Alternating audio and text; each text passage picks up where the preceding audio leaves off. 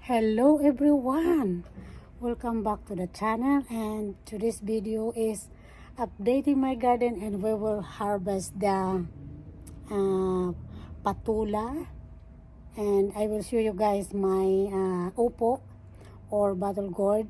They are they're really good. Finally there's more bottle gourd, so let's go.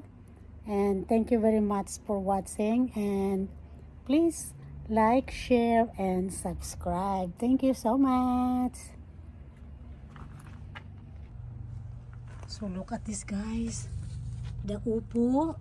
Ayan, bottle gourd, marami po sila, talagang maraming bunga. Ayan po, oh ayan, may malaki na. Ito may malaki na, oh. Kasi medyo malamig na po ang panahon, kaya ayan, umano na naman sila, nagbunga. Ayan, marami. Oh, ayan, oh. So, ayan guys. Naku, talaga namang ano. Tapos, saan pa bang isa? Mayroon pa ditong isa eh. So, this one. Look at that guys. Oh, oh, there's a lot. There's a lot of buds. A bottle gourd. But, today is a little chilly day. So ayan, oh.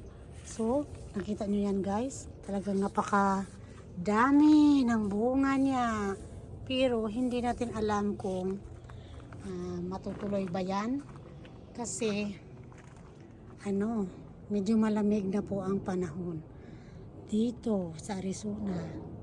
Ayan, kita nyo aking alugbati, tapos may patula. Ayan, oh. Ayan.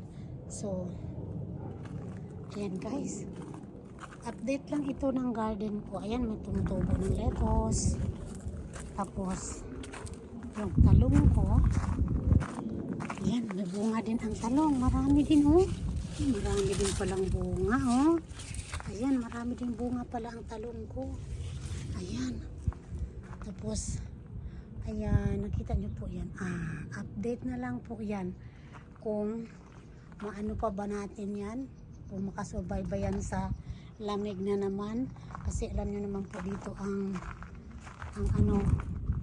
ang weather dito is weather lang talaga, na ano, na minsan may time na malamig, tsaka kung malamig dito, malamig talaga, tapos pag ano, mainit, talagang mainit din.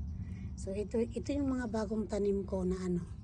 This one is my new plant. This is cabbage. There's another one there. Ayan. So look at this. Oh, sana makasurvive.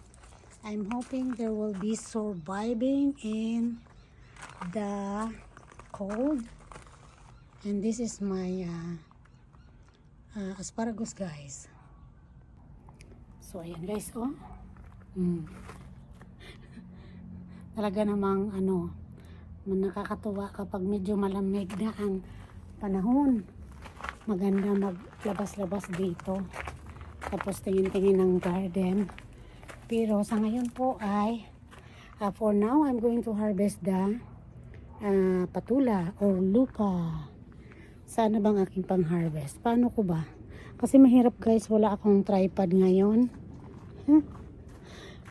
Pero I'm so excited to update you guys what's in my garden. Ayan, harvestin natin to, no? Ayan, harvest lang natin. Ayan. So, kunin na natin. Ayan. Naka-harvest na rin ako. Ayan. Maganda po siya. Tapos meron po ditong dalawa.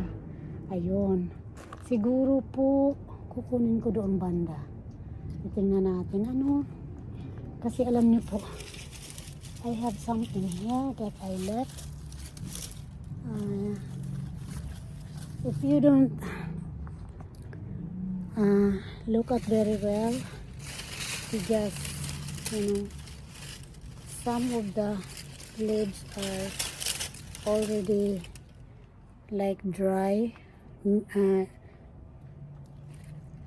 like they're gonna it looks like they're gonna freeze because it's the cold. So I guess I'm gonna harvest those. Ayan, over there, guys. I don't know if you can see it, but let's try. Let's try. Look at my talong, guys. Oh, my eggplant. I'm gonna harvest them also. Ay, mahirap po pag walang ano. It's hard if you don't have the tripod.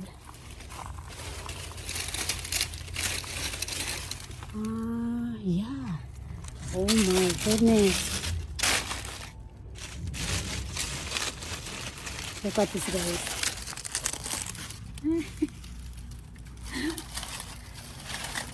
Just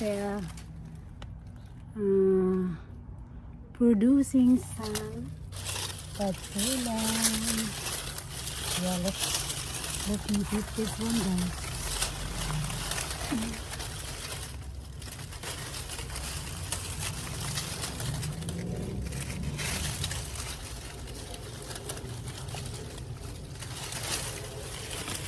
It's kind of hard. I need this one. I need a cutter. Got it. There you go. I cannot show you guys because it's really oh my goodness. I have a cutter, but it's there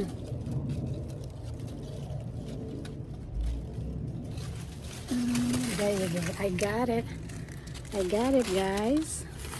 Let me take it. Oh, there you go. Ayan, guys. Oh, talaga namang ano, may na-harvest pa ako. Bango. Ang bango nila. Alam niyo po, gustong-gusto ko talaga yung patula. Nung isang araw, nagluto po ako talaga ng pansit. Ang nilagay ko, puro patula lang, tsaka carrots. Ayan. Talagang masarap po siya. First time ko po no, this is my second time. Because I guess like 2 years ago, I have that patula too, but it's not like this. Very nice. Maraming salamat po sa panonood. Sana nag-enjoy po kayo sa araw na ito, sa mga kababayan ko. At to all my subscriber, thank you so much. Sana po hindi kayo magsasawa sa akin.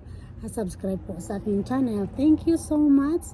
I will see you guys in my next episode. I love you all. Babu, God bless. Bye-bye.